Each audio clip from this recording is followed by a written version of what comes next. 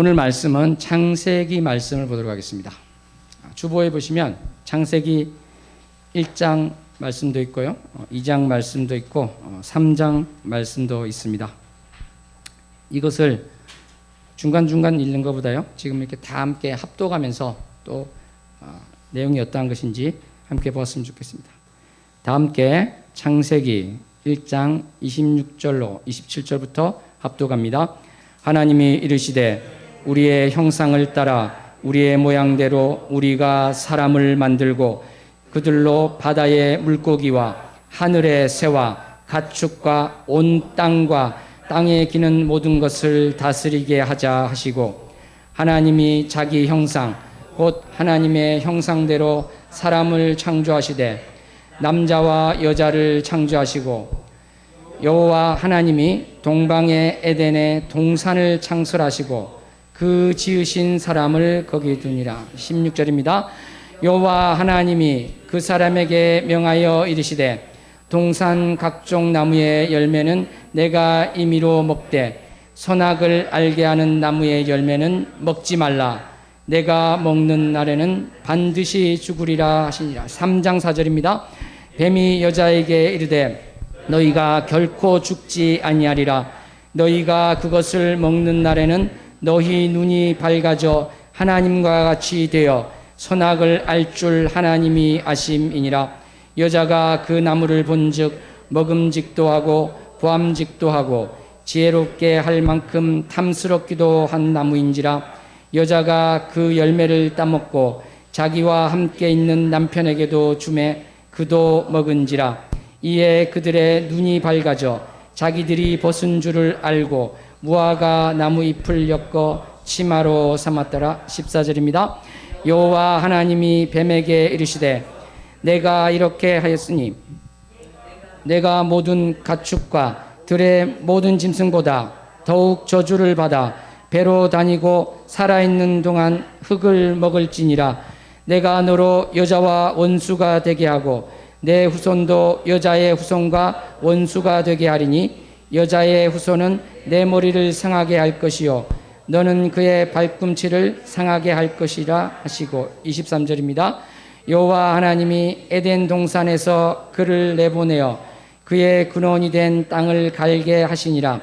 이같이 하나님이 그 사람을 쫓아내시고 에덴 동산 동쪽에 그룹들과 두루 도는 불칼을 두어 생명나무의 길을 지키게 하시니라.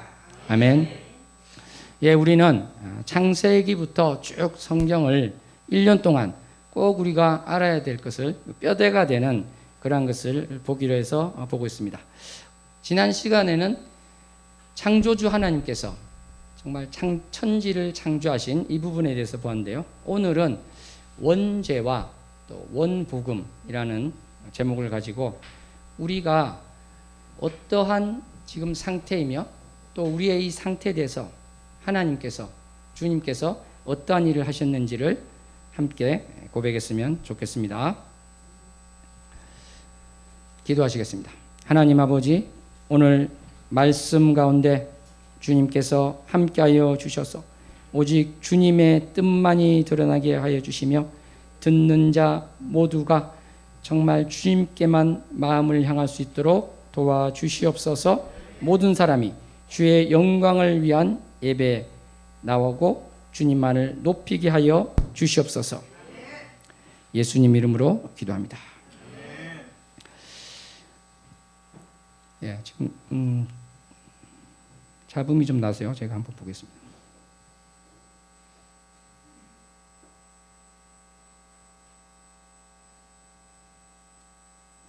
예, 잡음은 계속 나고 있습니다. 할 수 없네요. 그냥 해야 되겠네요. 자, 오늘 말씀에서 우리가 본 것은 사람을 주님께서 창조하시는 그런 것이 있습니다. 보시면 하나님께서 천지 창조하실 때도 그러셨는데요. 우리는 하나님께서 이 천지 창조를 하실 때 삼위일체 하나님께서 창조하셨다. 이것을 우리가 알고 있습니다. 죄송합니다. 이 소리가 너무 좀 나는 것 같아서 제가 잡았습니다. 피아노에서 나는 곡이었습니다. 선이 뭐 건드려졌나 봐요. 죄송합니다. 다시 한번. 자, 우리 천지 창조는 하나님께서 하신 것인데요. 바로 삼위일체 하나님께서 하신 것입니다. 창세기 1장 2절에 나오는 말씀처럼 하나님의 영이 수면에 운행하시는 그것이 바로 성령님의 함께 하심을 이야기하고 있습니다. 그리고 요한복음에 나오는 그 창조주 대신 예수 그리스도에 대한 말씀으로 표현된 그 예수님에 대한 그 말씀이 바로 이 천지 창조를 비롯한 모든 창조가 삼위일체 하나님께서 하신 것이다. 그것을 우리에게 이야기하고 있습니다. 그러므로 26절 한번 보시겠습니다. 어떻게 되어 있습니까? 하나님께서 사람을 만들 때요, 우리의 형상을 따라 우리의 모양대로 이렇게 우리라는 복수로 말씀하고 계십니다. 이것을 이제 유대인들은 유대교에서는 장엄의 복수다. 그래서 복수형을 써서 장엄함을 나타낸다. 이렇게 설명을 하고 있습니다. 그런데 우리 크리스찬들, 기독교인이 볼 때는 어떻게 그것이 보입니까? 제가 볼 때는 이것은 삼위일체 하나님을 나타낸 것이다. 그렇게 보여지고 있습니다. 사랑하는 성도 여러분, 삼위일체 하나님께서 우리를 하나님의 형상대로 지으셨습니다. 아멘. 여기서 보시면 하나님께서 땅의 흙으로 사람을 지으셨다 이렇게 되어 있습니다. 여기서 흙은 티끌이라는 말에 이제 더 가까운 것이 되겠습니다. 왜냐하면 이제 창세기 18장 27절에도 보면요, 아브라함이 나는 티끌이나 재와 같사오니 이렇게 해서 흙이라기보다 이제 티끌에 좀 가까운 말이죠. 그리고 이게 재미있는 것이죠. 땅이라는 이 말이 히브리어로 아다마입니다. 아다마. 옆 사람이랑 해볼까요? 아다마. 예, 제가 조크하는 게 아니라 진짜 그렇습니다. 그래서 예, 아다마. 땅이 아다마인데요. 바로 이제 아담을 지은 것이죠. 아담도 사실은 히브리어에서는 사람이라는 뜻입니다. 사람이라는 뜻이기 때문에 이 구약에서 아담이 나오면 이것을 사람으로 번역을 해야 되는지 또는 고유명사인 아담으로 번역해야 되는지 곤란할 때가 있습니다. 그래서 어떤 경우에 보면요, 영어 성경에는 사람으로 돼 있고 우리나라 성경에는 아담으로 돼 있고 이런 경우가 있죠. 그래서 창세기 2장 19절 같은 경우 보면 영어 성경도 어떤 것은 사람으로 돼 있고 좀 더 많은 경우가 이제 사람으로 돼 있고요. 아담이라 돼 있는 것은 킹 제임스 버전 등 이제 몇 개 되지가 않습니다.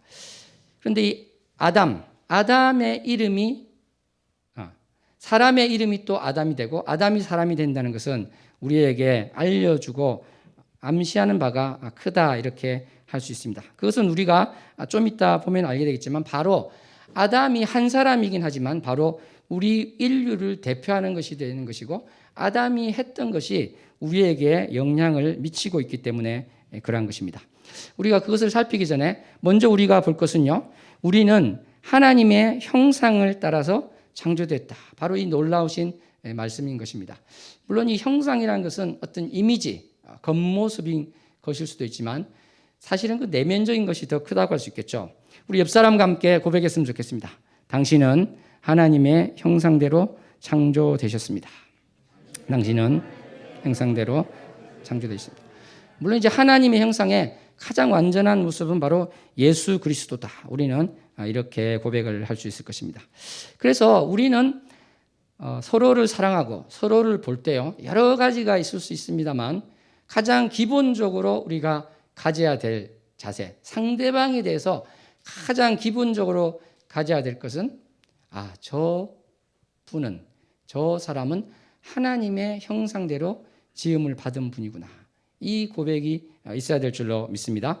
그러므로 우리는 골로새서 3장 23절 말씀에서 이렇게 고백하는 것이죠. 다 함께 큰 목소리로 합독하겠습니다. 무슨 일을 하든지 마음을 다하여 주께 하듯 하고 사람에게 하듯 하지 말라. 아멘. 우리 옆 사람에게 한번 고백했으면 좋겠습니다. 주께 하듯 합시다. 주께 하듯 합시다. 그러한 것입니다. 우리는 바로 내 옆에 있는 사람이 아무리 이상하게 보여도 저분은 하나님의 형상을 닮은 분이고 그러므로 내가 정말 사랑할 수 있구나, 이러한 고백을 할 수 있는 것이죠. 요한복음에 보면은 예수님께서 누차 말씀하셨습니다. 서로 사랑하라고 말씀하신 것입니다.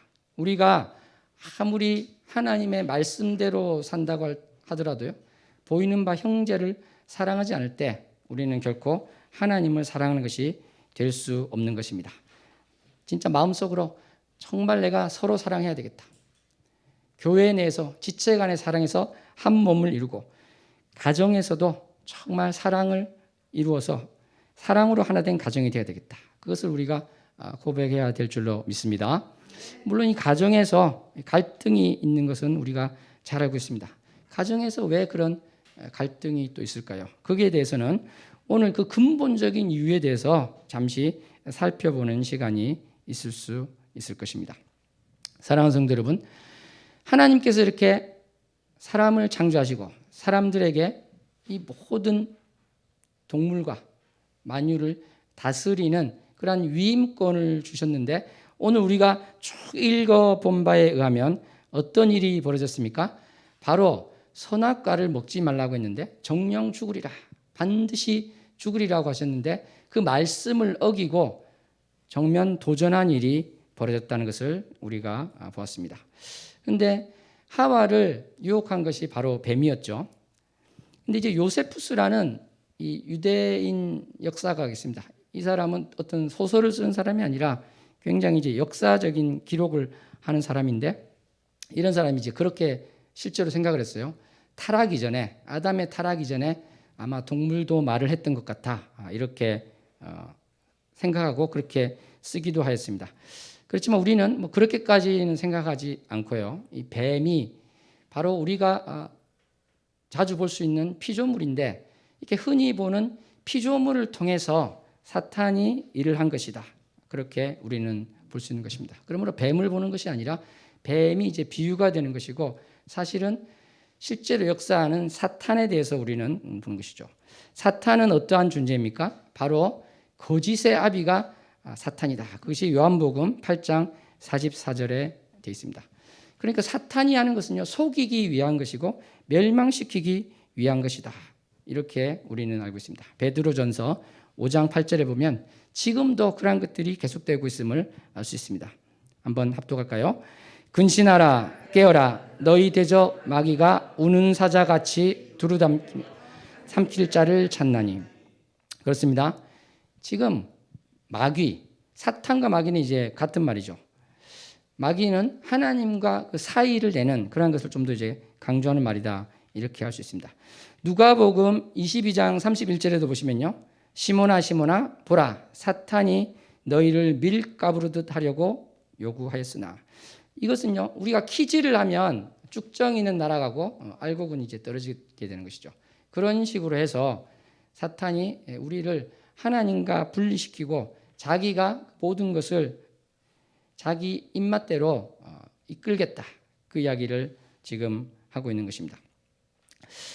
사랑하는 성도 여러분, 아담은 하와와 함께 하나님의 그 말씀을 어기고 선악과를 따먹었습니다. 그 죄의 결과는 무엇이 되겠습니까?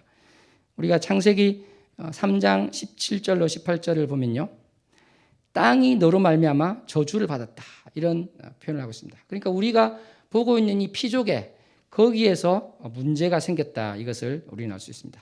물론 이제 일 자체가 어떤 저주스러운 것이다, 이것은 아니죠. 왜냐하면 하나님께서 창세기 2장 15절에 보시면 경작하라는 이야기를 하셨기 때문에 일한다는 것 자체가 저주는 아닙니다만, 우리 환경 자체가 이렇게 문제가 생기는 것이 바로 이 죄의 결과다, 이렇게 우리는 알 수 있습니다. 그리고 사람들과의 관계, 아까 가정에 대한 말씀드렸습니다만 사람과의 관계에서 문제가 생기게 되었습니다. 정말 사랑하기보다는요, 비난하기 쉬운 것이 인간관계가 된 것입니다. 그런데 이러한 것보다 가장 큰 문제는 무엇이겠습니까? 바로 가장 근원적인 문제는 하나님과 단절된 것이 바로 이 아담의 범죄의 가장 큰 결과다, 이렇게 할 수 있습니다. 창세기 3장 8절에 보면요, 이렇게 되어 있습니다. 하나님의 낯을 피해서 동산나무 사이에 숨었다, 이렇게 되어 있습니다.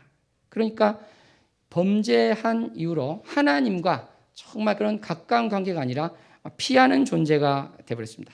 출애굽기 33장 20절에 보면요, 하나님께서 그러십니다. 내 얼굴을 너희가 보지 못할 것이다. 나를 보고 살 자가 없음이라 이렇게 말씀하십니다. 그러니까 사랑의 관계 속에서 하나님과 대면할 수도 있고 하나님의 형상을 따라 지어졌고 하나님과 대면할 수도 있는 그러한 존재가 아니라 이미 죄가 있는 존재가 되어서 하나님의 얼굴을 보면 살 수가 없는 그러한 상태가 된 것입니다. 더 이제 정확하게는 바로 우리가 죽음이 왔다 이렇게 할 수 있을 것입니다. 바로 선악과를 먹는 날에는 반드시 죽을 것이라고 말씀하셨는데요. 먼저 3장 22절에 보면 어떻게 되어 있습니까? 생명나무 열매를 따먹고 영생할까 하여서 생명나무를 바로 그룹들, 천사들이 불칼로 지키게 하는 일이 벌어졌습니다. 그러므로 우리는 생명을 가질 수 없다. 그러니까 영원한 생명을 가질 수 없다는 것이죠. 사실 우리가 살아가고 있습니다만 200살까지 사는 사람이 있습니까?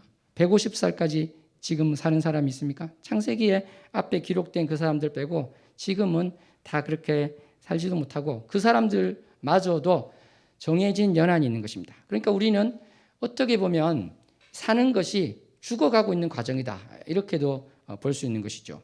그런데 가장 더 근본적인 것은 무엇이겠습니까? 바로 우리 전체적으로서 두 번째 죽음이 있다는 것입니다. 로마서 23장 말씀이 어떻게 되어 있습니까? 죄의 삭은 사망이다 그랬습니다. 이 죄를 범했을 때 그 결과물로 어떤 상을 주는 것이 아니라 바로 사망, 죽음이 온다. 이것이 되는 것입니다. 사랑하는 성도 여러분, 여기서 우리는 오늘 큰 주제인 원죄에 대한 이제 말씀을 할 수 있는 준비가 되었습니다. 바로 아담이 이렇게 범죄를 해서 들어온 하나님과 관계가 단절된 이것이요, 원죄라고 합니다. 오리지널 신, 가장 중요한 죄인데 유전죄라고도 또 합니다. 가장 큰 죄라고도 하고 유전죄라고도 하는 것입니다. 무슨 말인 것입니까? 바로 아담의 이 죄가 아담만 머무른 것이 아니라 우리 온 인류에게 왔다. 거기에 나도 들어와서 포함이 되었다. 이런 것이 되겠습니다. 로마서 5장 12절 말씀 합독하겠습니다. 그러므로 한 사람으로 말미암아 죄가 세상에 들어오고 죄로 말미암아 사망이 들어왔나니 이와 같이 모든 사람이 죄를 지었으므로 사망이 모든 사람에게 이르렀느니라. 한번 보십시오. 범죄는 아담 한 사람이었지만 하와와 함께 바로 죄가 세상에 들어오고 우리 모두가 이 원죄의 영향력 아래에 있게 됐다. 더 정확하게 말하면 우리에게 원죄가 있게 되었다는 것입니다. 그러니까 거꾸로 말하면 original righteousness, 원래의 의, 원시의 의가 없는 자가 되었다. 이렇게 우리는 말할 수 있는 것입니다. 그러므로 시편 51편 5절에 보면 이런 말이 있습니다. 다 함께 합독해 볼까요? 내가 죄악 중에서 출생하였으며 어머니가 죄 중에서 나를 잉태하였나이다. 어떤 분은 이것을 보고 다윗의 어머니가 어떤 부정을 저질렀나 보다. 그러니까 죄 중에서 나를 잉태한 것 아닌가 이렇게 해석하기도 하지만 제가 볼 때는 지금 그 이야기를 하는 것이 아니고요. 바로 우리의 존재가 무엇인가? 우리의 존재는 잉태할 때부터 죄 안에 있는 것이다. 지금 이 이야기를 하고 있는 것입니다. 사랑하는 성도 여러분, 우리의 본질은 바로 죄성이다. 죄가 우리의 본질이다. 이렇게까지 이야기할 수 있는 처지가 된 것입니다. 그래서 로마서 3장 10절에는 뭐라고 되어 있습니까? 의인이 없나니 하나도 없다 이렇게 되어 있는 것입니다. 그래서 이 원죄라는 것은요, 너무나 중요한 것이 기독교에서 가장 출발이 되는 것이 바로 이 원죄에 대해서 올바로 인식하는 것입니다. 마틴 루터는 원죄에 대해서 이렇게 말했습니다. 원죄는 본성을 깊고 악하게 타락시켰다.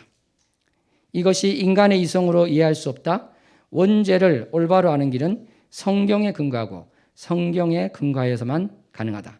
그러니까 우리는 이 원죄가 정말 우리를 타락했다는 것에 대해서 인간의 능력과 인간의 상식과 인간의 지식으로는 알 수 없고 우리가 원죄를 가지고 있습니다. 그런 고백을 하기 위해서는 사실은 어떻게 된다는 것입니까? 성경을 보고 거기서 알아야 된다 이렇게 이야기하는 것이죠. 루터는 또 이야기합니다. 원죄는 몸과 영혼의 모든 능력과 의에 대한 결핍이다. 원죄는 악을 향하는 경향이다. 그러므로 우리는 하나님과 멀리하면서 사실은 다른 신을 섬기고 있다. 자기는 신이 없다고 생각하지만 다른 신을 섬기고 있는 상태이다. 이렇게 이야기하고 있습니다. 칼빈도 뭐라고 합니까? 원죄는 우리의 본성이 부패하고 타락한 것을 말한다. 이렇게 이야기하고 있습니다. 예레미야 17장 9절에 뭐라고 되어 있습니까? 만물보다 거짓되고 심히 부패한 것이 마음이라. 누가 능히 이를 알리오마는. 그러므로 여러분 생각해 주십시오. 자기가 생각할 수 있는 가장 더러운 것, 가장 부패한 것, 그것이 있습니까? 그런데 성경 말씀은 뭐라고 이야기하고 계십니까? 너의 마음이 너가 생각하는 가장 더러운 것, 그것보다 더 부패하였다. 이렇게 이야기하고 있는 것입니다. 마태복음 15장 19절의 말씀입니다. 마음에서 나오는 것은 악한 생각과 살인과 간음과 음란과 도둑질과 거짓 증언과 비방이니. 사랑하는 성도 여러분, 바로 이러한 원죄가 아담이 타락함으로 말미암아 하나님의 아까 우리가 형상대로 지음을 받았다고 했는데요. 그 형상이 점점 약해진 것입니다.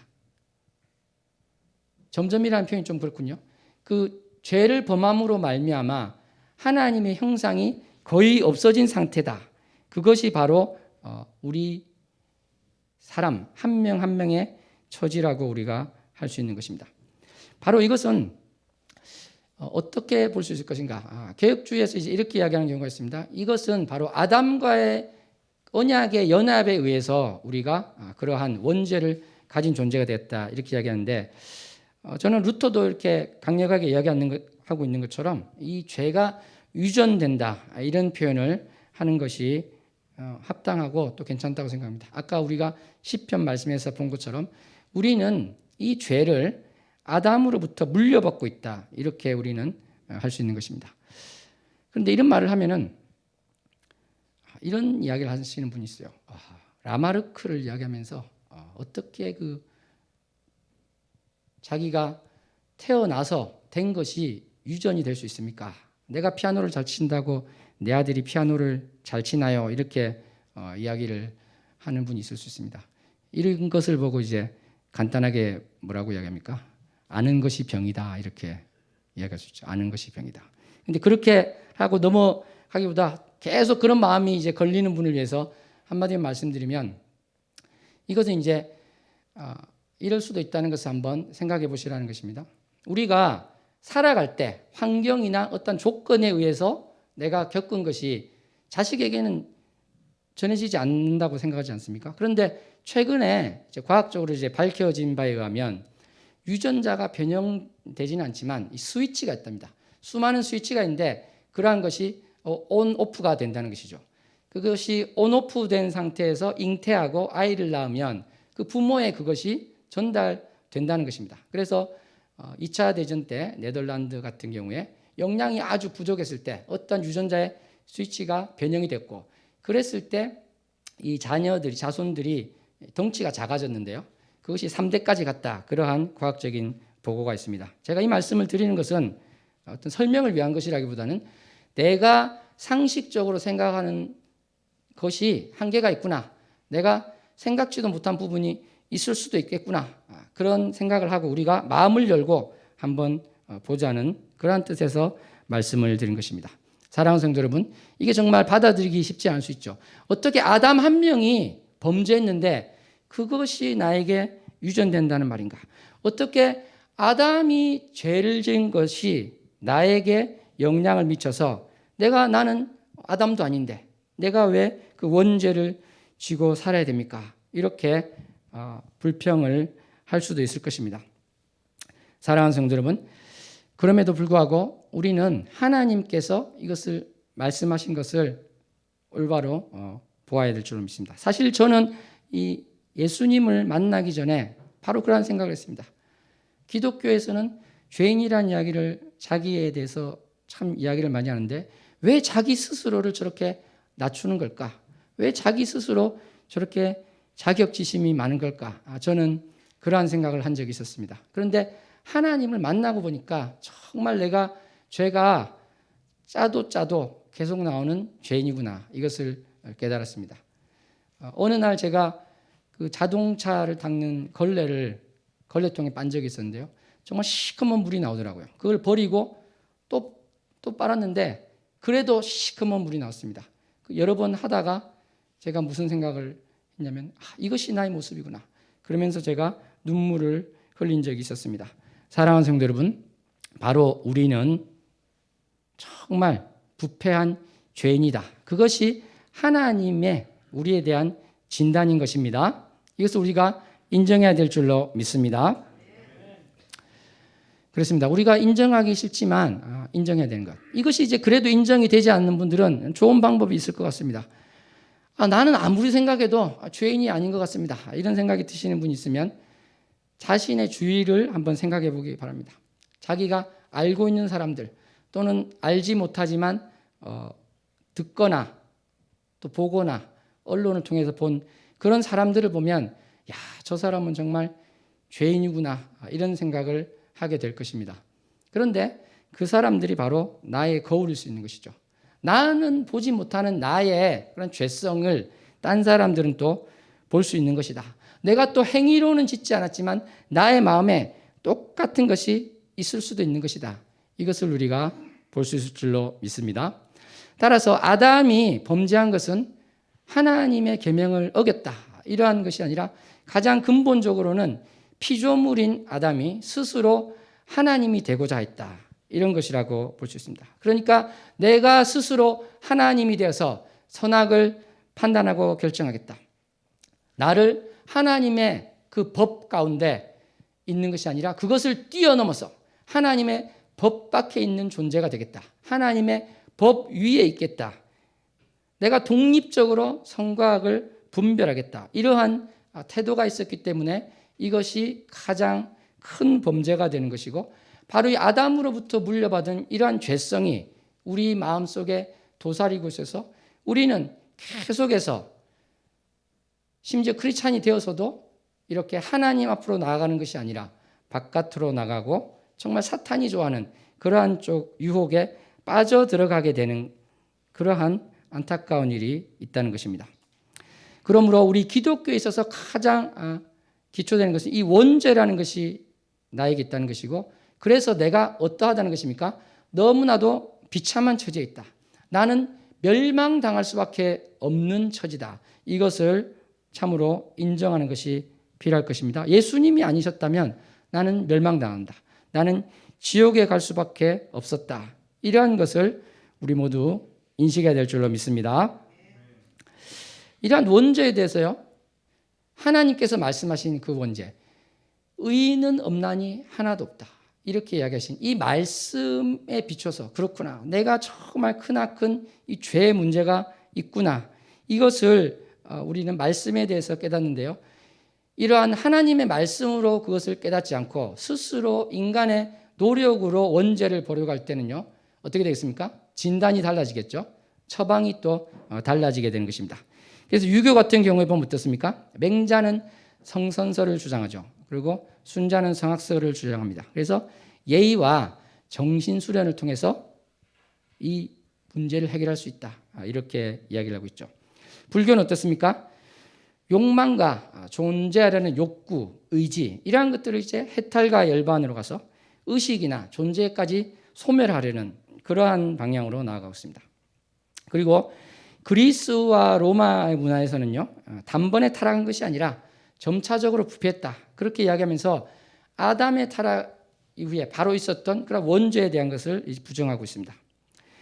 소크라테스는요. 죄의 원인과 그 본질은 무지에 있다. 모르는 것.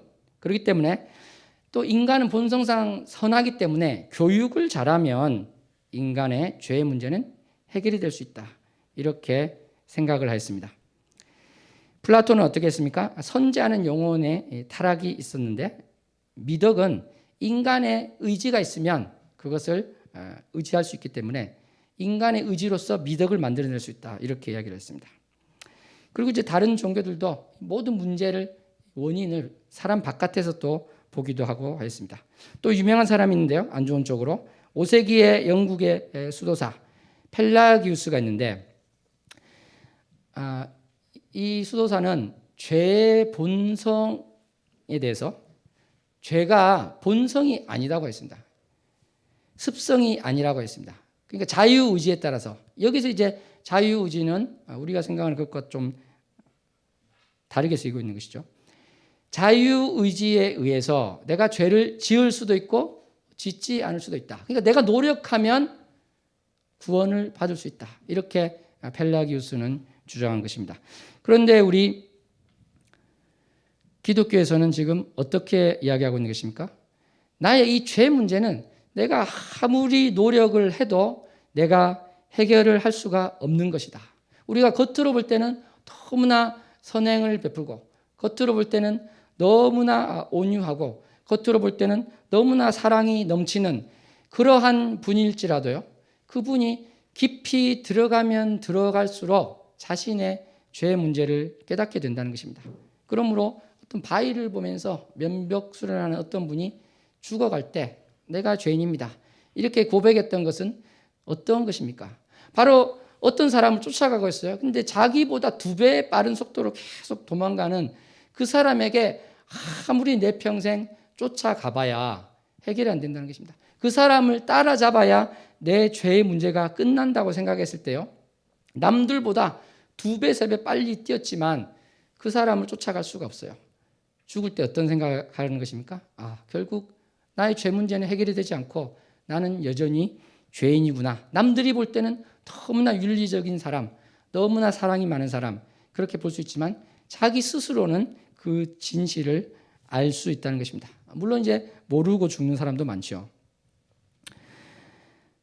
사랑하는 성도 여러분, 그러므로 우리는 사탄의 종이 된 것이나 마찬가지고 노예의 처지에 있어서 우리가 스스로의 힘으로는 그것을 벗어날 수 없게 된 것입니다. 여기서 우리는 우리가 스스로 벗어날 수 없다. 그러면 하나님께서 왜 이런 악을 만드셨는가? 하나님은 그러면 능력이 없으신가? 이러한 생각을 해보실 수 있을 것입니다. 하나님이 전능하시다면 그 악을 없앨 수가 있으실 텐데 왜 이런 문제가 생기는가? 여기에 대해서 신학적으로 이제 깊이 연구하는 것이 신정론이라고 합니다. 신정론이라고 해서 왜 악의 문제가 존재하는가? 여기에 대해서 있는데요. 저도 한번 이것을 언제 도서관에 가서 한번 쭉 검색을 해봤더니 책이 한 4,000권 정도가 있습니다. 그런데 사랑하는 성도 여러분, 이 4,000권의 책을 다 읽는다고 해서 이 문제를 바로 알 수는 없을 것입니다. 우리가 오늘의 말씀 중에서 제가 몇 가지를 이야기한다고 해서 그것이 또 정답이다 이렇게도 할 수 없을 것입니다. 여기서 우리는 참으로 겸손하게 되는 것 같습니다. 이 문제에 대해서 우리가 사실은 다 알 수 없기 때문에 신학자뿐만 아니라 모두가 기도하면서 왜 그런 게 있었을까요? 하나님께 여쭙고 찾아갈 수 있다. 우리는 모두 다 동등하게 그렇게 할 수 있다. 이렇게 생각이 됩니다. 근데 우리가 이제 한 가지 꼭 생각해 볼 수 있는 것은 하나님께서 왜 아담이 범죄를 저지를 줄 알고도 그런 말씀을 하셨을까? 또는 왜 하나님께서는 그렇게 타락하지 않는 하나님의 명령을 거역하지 않는 그러한 존재를 창조하지 않으셨을까? 그러면 되는 것 아닌가? 이렇게 생각할 수도 있을 것입니다. 우리는 여기 대해서 어떻게 이야기합니까? 바로 그것은 하나님께서 로봇에게 사랑을 받고 싶지 않고 로봇에게 높임을 받고 싶지 않으셔서 섬김을 받고 싶지 않으셔서 그러한 것입니다. 바로 우리에게 자유의지를 주셔서 우리가 참으로 정말 진실된 마음으로 주님께 오기를 원하셨기 때문에 그렇게 하셨다. 이렇게 우리는 이야기할 수 있을 것입니다. 하나님께서는 기계, 로봇으로부터 사랑받고 싶어 하지 않으신 것입니다. 그러므로 왜 하나님은 이 사람이 하나님의 말씀을 거역하고 타락하는 그러한 존재로 만드셨습니까? 이렇게 하는 것은 어떤 말과 같을까요? 왜 하나님은 나를 로봇처럼 만들지 않으셨어요? 이렇게 따지는 거랑 마찬가지죠. 왜 나를 노예처럼 만들지 않았습니까? 왜 내가 스스로 생각하게 했습니까? 이렇게 말하는 것과 마찬가지가 되는 것입니다. 우리 사람도 그러하고 천사도 그러하다고 할 수 있습니다. 유다서 6절에 보면요. 어떻게 됐습니까? 천사들이 자기 처소를 떠났다 이렇게 기록이 되어 있습니다. 천사들이 이제 반란을 일으킨 것이죠. 3분의 1이 반란을 일으키는데 마찬가지입니다. 천사도 자유의지가 있었고요. 그래서 반란이 일어난 것이다. 이렇게 할 수 있죠. 아까 우리는 사탄의 우리는 죄의 종노릇을 하고 있다. 죄의 종노릇을 한다는 것은 사탄의 종노릇을 하고 있다는 것인데 왜 우리는 사탄의 종노릇을 하고 있는가? 사탄이 그렇게 능력이 있는가? 하나님은 그렇게 그러면 능력이 없으신가? 이 부분에 대해서 우리가 한번 생각해 보기를 원합니다. 여러분 어떻게 생각하십니까? 사탄이 능력자인가요? 그렇지 않습니다. 바로 사탄은 우리를 유혹할 수 있지만 그 능력에는 한계가 있다. 이렇게 우리는 말할 수 있는 것입니다. 바로 그것을요. 우리가 어떤 것을 보고 알 수 있습니까? 그냥 이 성경을 안 봐도 가만히 생각해 보세요. 만약에 사탄이 어마어마한 능력이 있으면 전 세계 크리스찬들이 지금 살아있겠습니까? 다 죽여버렸겠죠. 그러한 능력이 없는 것입니다. 우리가 욥기에서 확인할 수 있는 것처럼 사탄이 움직이는 그 행동 반경은 하나님께서 그려주신 그 바운더리 안에서만 움직일 수 있다. 그것을 우리는 성경 가운데서 알고 보고 있는 것입니다. 사랑하는 성도 여러분, 우리가 참 어떻게 보면 암울한 어두운 이야기를 했습니다. 이 원죄라는 아담이 타락하고 그것을 내가 또 가져서 원죄를 가지고 태어나고 내가 그 죄 때문에 멸망할 수밖에 없는 존재이고 여기에 대해서 왜 이렇습니까? 불평, 불만이 나올 수 있습니다만 사랑하는 성도 여러분, 하나님께서는 바로 우리에 대해서 어떻게 하셨습니까? 바로 하나님께서 우리를 구원해 주시기 위한 계획을 이야기를 하셨던 것입니다. 창세기 3장 15절 말씀, 오늘 본문 말씀에 있는데요. 다 함께 합독하겠습니다. 내가 너로 여자와 원수가 되게 하고 내 후손도 여자의 후손과 원수가 되게 하리니 여자의 후손은 내 머리를 상하게 할 것이요 너는 그의 발꿈치를 상하게 할 것이니라 하시고. 아멘. 이것을 우리는 원복음이라고 합니다. 복음인데 원죄처럼 원복음이다. 그러니까 이 말씀은 바로 후손이 단수로 되어 있어서 예수 그리스도를 예표하고 있고요. 바로 그 예수 그리스도께서 사단의 머리를 상하게 한다. 승리를 한다는 것입니다. 그래서 우리를 구원해 주신다는 이야기를 하고 있는 것입니다. 이것이 바로 원복음이고 바로 아담이 타락한 그때부터 하나님께서 우리를 구출해내시고 우리를 건지시기 위한 계획을 말씀하셨던 것입니다. 아멘. 바로 구약은 이러한 것을 너무나 자주 볼 수 있습니다. 범죄한 이스라엘 백성에게 하나님께서 그 심판의 말씀을 하십니다. 그런데 바로 이어서 또 위로하시고요. 그들을 싸매는 안아주시는 그런 말씀을 하고 있습니다. 이것이 구약에 계속 반복이 되어 있는데 바로 이 3장 말씀도 마찬가지인 것입니다. 범죄해서 스스로 하나님이 되려고 해서 하나님과 단절되는 지경에 이르고 에덴 동산에서 쫓겨나고 그러한 일이 있음에도 불구하고 하나님께서는 내가 너희를 구출해내겠다. 구원해내겠다. 이 말씀을 하고 계신 것입니다. 실제로 예수님께서 어떻게 하셨습니까? 눈먼 자의 눈을 뜨게 하셨습니다. 손 마른 자의 손을 펴게 하시고 걷지 못한 자의 걷게 하시고 정말 이 육신의 약함과 병을 온전함으로 회복시키는 것뿐만 아니라 바로 우리를 새로운 피조물로 회복시키셨습니다. 고린도후서 5장 17절을 합독해 보겠습니다. 그런즉 누구든지 그리스도 안에 있으면 새로운 피조물이라 이전 것은 지나갔으니 보라 새 것이 되었도다. 아멘. 이것이 어떻게 가능하십니까? 바로 십자가에서 예수님께서 이 사역을 행하셔서 승리하시고 골로새서 2장에 고백한 것처럼 십자가로 그들을 이기셨느니라 이렇게 말씀하고 계신 것입니다. 사랑하는 성도 여러분, 우리는 그러면 이 원복음이 나왔는데 예수님이 오시기까지 그 수많은 세월이 있는 이 문제는 어떻게 되는 것입니까? 또 우리 한국을 보면 선교사님들이 기껏해야 100년, 200년 전에 오셔서 복음을 전하셨는데 어떻게 된 것입니까? 이렇게 이야기하시는 분도 있을 수 있습니다.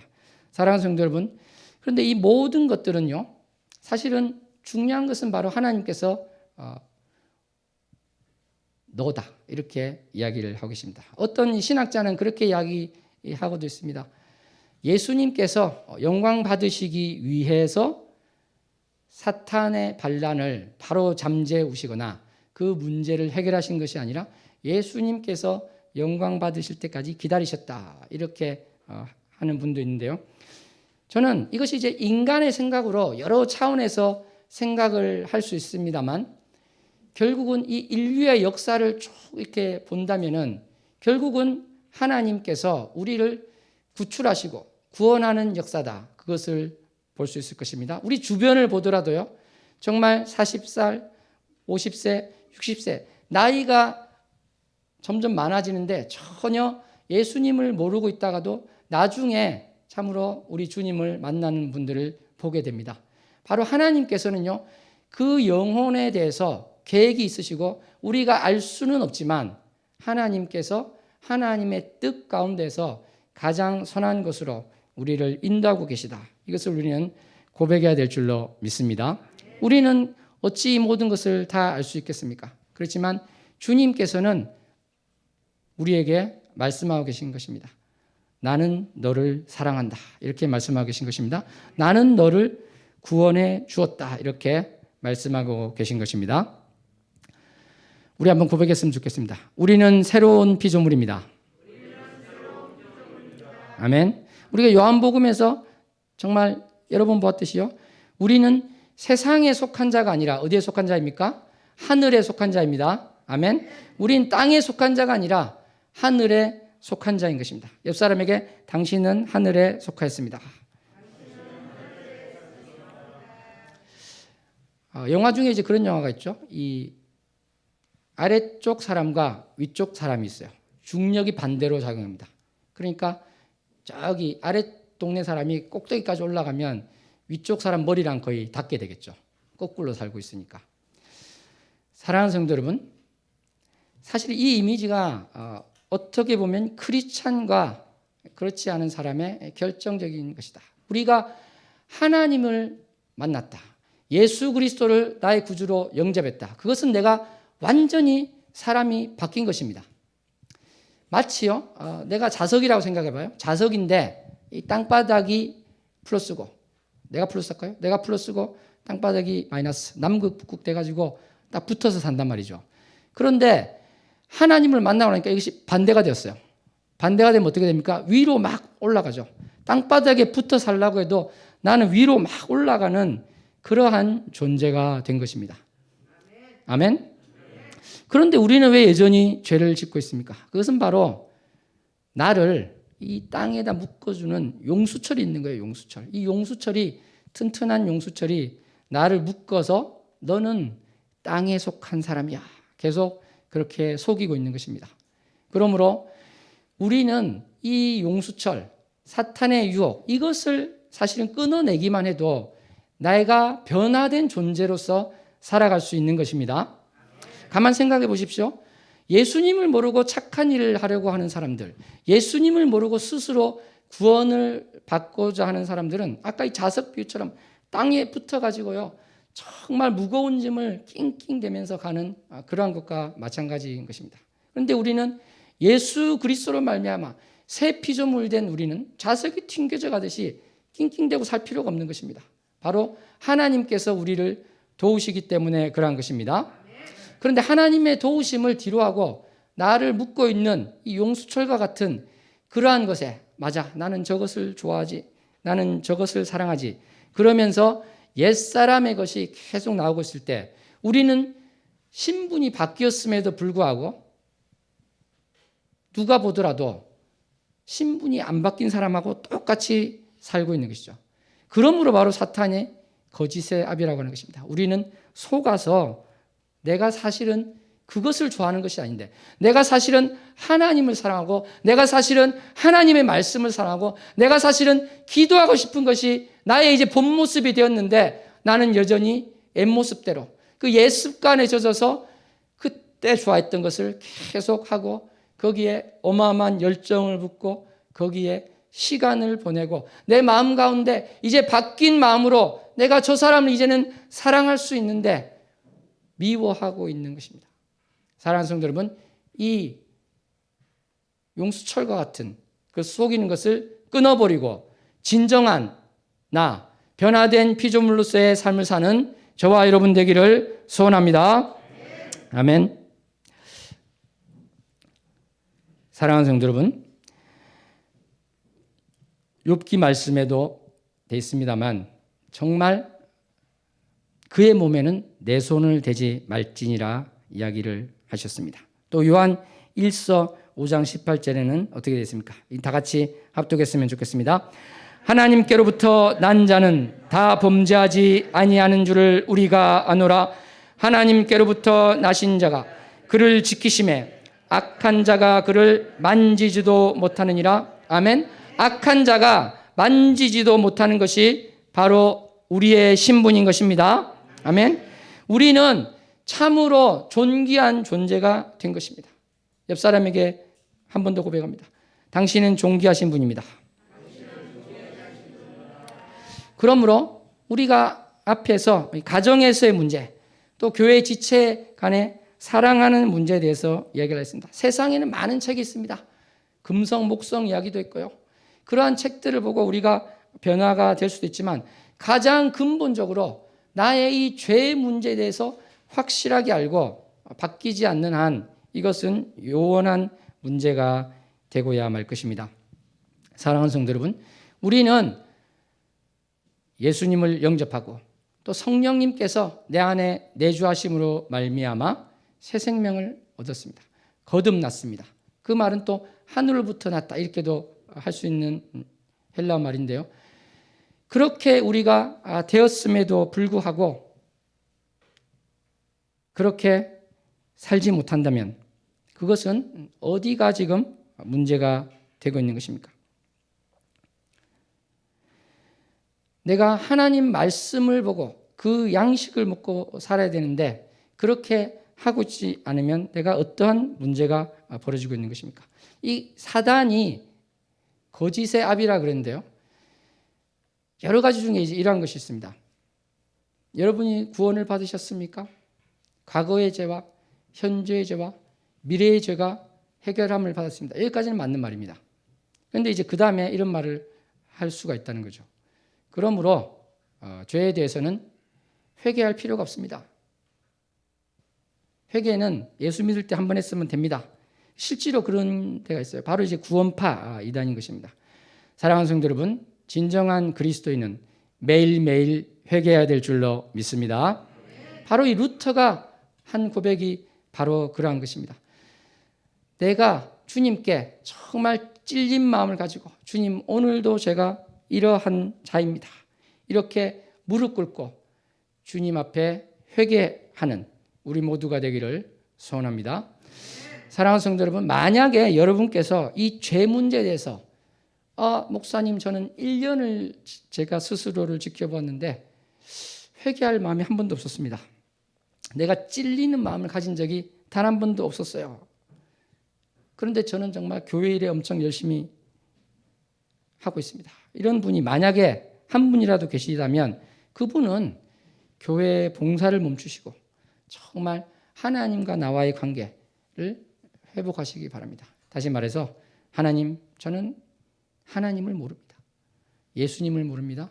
만나게 해 주시옵소서. 만나 주시옵소서. 이런 고백을 해야 되는 것입니다. 이러한 분은 종교생활, 종교적인 어떤 열심으로 한다고 해결되는 것이 결코 아닌 것입니다. 내가 지금 죄를 짓는 것은 누구나 똑같습니다. 우리는 용서받은 죄인으로서 누구나 죄를 짓지만 찔림이 없다, 아픔이 없다, 회개하려는 마음이 없다. 그러한 경우에는 참으로 주님께 엎드려야 된다. 저는 이 말씀을 반드시 드리는 것입니다. 제가 목사로서 해야 될 여러 가지 사명이 있겠습니다만 그것은 반드시 이야기를 해야 되는 것이다. 왜냐하면 그러한 것이 안 되었을 때, 그 영혼이 지옥 갔을 때 그것이 바로 누구 죄가 되느냐 말입니다. 엉터리 복음을 전파를 하면 안 되는 것이죠. 사랑하는 성도 여러분, 주님께서는 우리를 자유케 해주셨습니다. 정말 다시는 종의 멍에를 매지 말라. 갈라디아서 말씀에 선포하고 계십니다. 우리 옆 사람에게 고백합니다. 다시는 종의 멍에를 매지 맙시다. 마귀를 대적하라고 말씀하십니다. 마귀를 대적해야 되는 것입니다. 하와와 아담이 마귀의 그 속이는 말에 속아 넘어갔을 때, 대적하지 못했을 때 어떠한 결과가 있었는가, 그것을 우리는 보았던 것입니다. 사랑하는 성도 여러분, 여러분 중에 1년 동안 한 번도 거울을 안 본 분이 계십니까? 아무도 계시지 않겠죠. 바로 우리가 성경을 보지 않는다면 그것은 1년 동안 거울을 안 보는 것과 똑같은 것이다. 왜냐하면 바로 나의 마음을 비춰볼 수 있는 것은 바로 하나님 말씀이기 때문에 그런 것입니다. 하나님 말씀에 나를 비추어 봤을 때 회개가 억지로 되는 것이 아닙니다. 아까 제가 회개에 대해서 말씀드렸습니다만 그래서 억지로 막 회개를 하라는 것이 아닙니다. 바로 하나님께서 그렇게 하게 해주신다는 것입니다. 내가 말씀을 보고 기도할 때 하나님께서는 그렇게 이끌어가 주시는 것입니다. 말씀을 맺도록 하겠습니다. 오늘 우리는 말씀을 통해서 정말 우리 한 명 한 명이 존귀한 존재로 하나님의 형상을 따라 지으심을 받았음을 보았습니다. 그렇지만 아담의 타락 이후로 우리는 원죄를 가지고 있습니다. 그 문제가 해결받지 못한 가운데 우리는 비참한 처지에 있었는데 바로 예수님께서 나의 이 죄를 지시고 십자가에서 죽으시고 부활하심으로 말미암아 나는 이 문제가 해결받고 나의 신분이 바뀌었다는 것입니다. 나의 이렇게 바뀐 신분을 다시 한번 자각하고 내가 옛 사람으로 계속 살아가는 것이 아니라 바뀐 자답게 새 사람이 된 자답게 주님께서 기뻐하시는 것을 위해서 나의 시간과 열정을 드릴 수 있기를 소원합니다. 내가 말씀을 보고 기도할 때 내주하시는 성령님께서 인도하시는 길을 살 때 바로 우리는 주님께서 말씀하신 대로 서로 사랑하는 자가 될 것입니다. 미움, 다툼, 시기, 질투가 있는 것이 아니라 서로를 용납하고 도저히 용납할 수 없는 그 상대방을 받아들이며 사랑으로 나아가는 우리가 될 것입니다. 예수 그리스도의 복음을 또 이웃에게 전하게 될 것입니다. 우리 모두 주님 신분이 바뀌었는데 그러한 신분에 걸맞는 삶을 살겠습니다. 다시는 종의 멍에를 매지 않고 또 사탄의 유혹에 속는 자 되지 않겠습니다. 결단하는 우리 모두 되기를 소원합니다. 기도하시겠습니다. 하나님 아버지 감사합니다. 오늘 말씀 가운데 원죄와 원복음에 대해서 보았습니다. 우리를 사랑하셔서 참으로 죄를 지은 아담에게 복음을 말씀하셨던 주님, 또 2000년 전에 예수님께서 오셔서 친히 그 사랑을 보이셨던 주님, 내가 주님을 힘입어 나아갑니다. 주님의 은혜 가운데 나아갑니다. 주님, 우리를 불쌍히 여겨 주시옵소서. 찬양하고 기도하시겠습니다.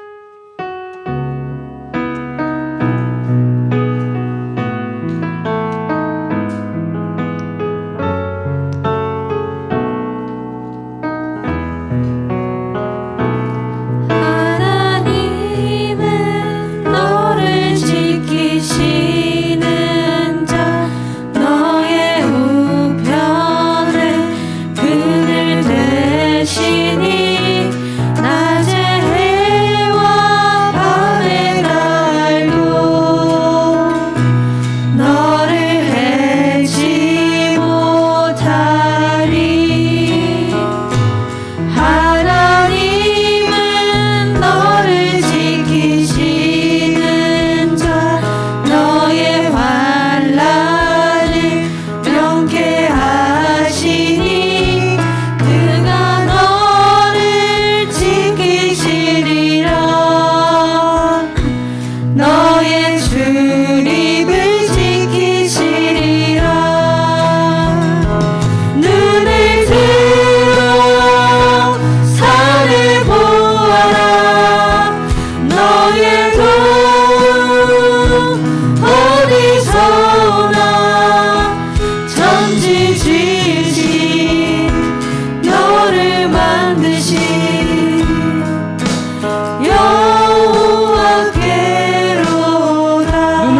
산을 보아라. 눈을 들어 산을 보아라. 너의 도움 어디서나. 천지 지으신 너를 만드신 여호와께로. 눈을 들어 산을 보아라. 눈을 들어 산을 보아라. 나를 붙드시는 주님을 의지하며 나간 자들에게 도와주시옵소서.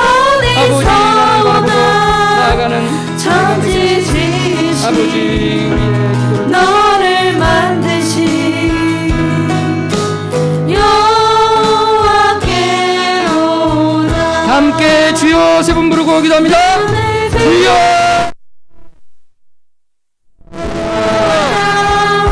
주여.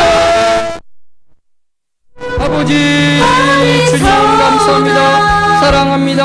오직 주님의 뜻 가운데 나아가는 우리가 되게 해주시며, 아버지, 내가 죄 가운데 있으면서도 회개하지 않았습니까? 내가 죄 가운데 있으면서도 깨닫지 못했습니까? 말씀을 보고 기도를 하여서 주님의 빛 가운데 나를 조명하기 소원합니다. 주님의 빛으로 나를 조명하여 주셔서, 주님, 내가 참으로 죄 때문에 죽을 수밖에 없었는데 나를 건지셔서 살리셨음을 고백하게 하여 주시옵소서. 아버지, 주여, 지금도 죄 가운데 있는 내가 오직 주님 다시 돌이켜 주님께 회개하며 나아갑니다. 무릎 꿇고 나아갑니다. 주님을 주님답게 여기게 하신 하나님 되심을 인정하는 내가 되게 해주사 사단의 유혹에 빠지지 않게 하여 주시고, 오직 내주하는 성령님의 인도하심 가운데 나아가게 하여 주시옵소서. 예수 그리스도를 모르는 사람이 한 분이라도 있으면 주님께서 은혜를 내려주셔서 하나님을 만나게 하고 예수 그리스도를 만나게 해주시옵소서. 아버지, 주여, 주님께서 일하여 주시옵소서. 주님께서 붙들어 주시옵소서. 아버지, 주여, 주님밖에 없음을 고백합니다. 나의 삶 가운데 주님께서 일하실 때 내가 주님만을 붙들고 나가며 나를 건져주신 그 기쁨 가운데 바뀐 신분을 가지고 나아가는 내가 되게 하여 주시옵소서. 아버지, 나는 이제 옛사람이 아닙니다. 새로운 피조물이 되었습니다. 내가 주의 말씀 가운데 더욱 나아가는 자 되게 하시고, 주님의 생명의 양식을 먹는 자 되게 하시고 생명수를 마시는 자 되게 해주시옵소서.